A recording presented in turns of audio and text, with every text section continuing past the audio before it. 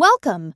This video will help you find philosophy articles and book chapters from the MCC library for parts 2, 3, and 4 of your research projects. From the MCC homepage, click the library link right next to student email. This big blue box is the library's search engine. We call it the library's version of Google. The real Google searches the entire internet and shows you relevant results. The library search engine searches the 160 databases we subscribe to and shows you relevant results. Wait, what's a library database? It is a container for information sources. Think of it like an old-school filing cabinet or a plastic storage tote filled with information sources. When you use the library search engine, you must use keywords or short phrases instead of long sentences or questions. If you have not already done so, please review the keyword document in Brightspace to help you create search terms for your topic. You will need to do many searches to find your sources.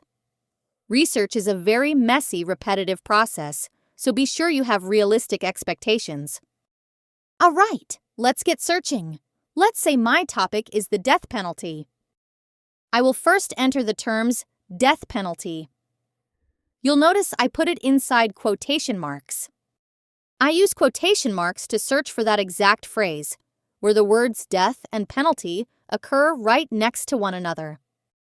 Then I am going to add a capital and, then parentheses, and consequentialism, capital OR, utilitarianism, and my last parentheses. Using capital and or, as well as the parentheses, is known as Boolean searching, which was named after a mathematician named George Boole. Boolean searching tells the system how to search and what type of results to bring back. Parentheses always come first in searching, exactly like the order of operations in mathematics. Using parentheses around consequentialism and utilitarianism tells the system to group them together. I will get results with the words death penalty and consequentialism in them, as well as results with the words death penalty and utilitarianism. Let's search and see what we get. You can temporarily save promising results by clicking the star and return to them later. I am going to save result number 4, result number 6, and result number 9.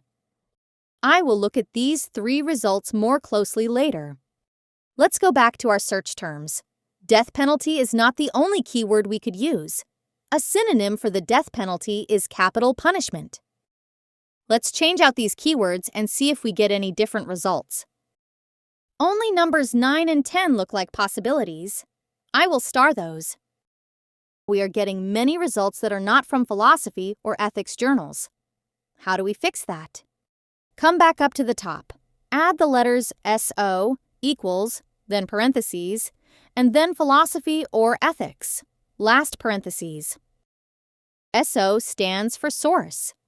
This search string tells the system to only bring back results that were published in journals that have the words philosophy or ethics in their titles. There are 7 results. If you review the journal titles, you will notice that all of them contain either the word philosophy or ethics. I'll save all of these results, then scroll back up to the top.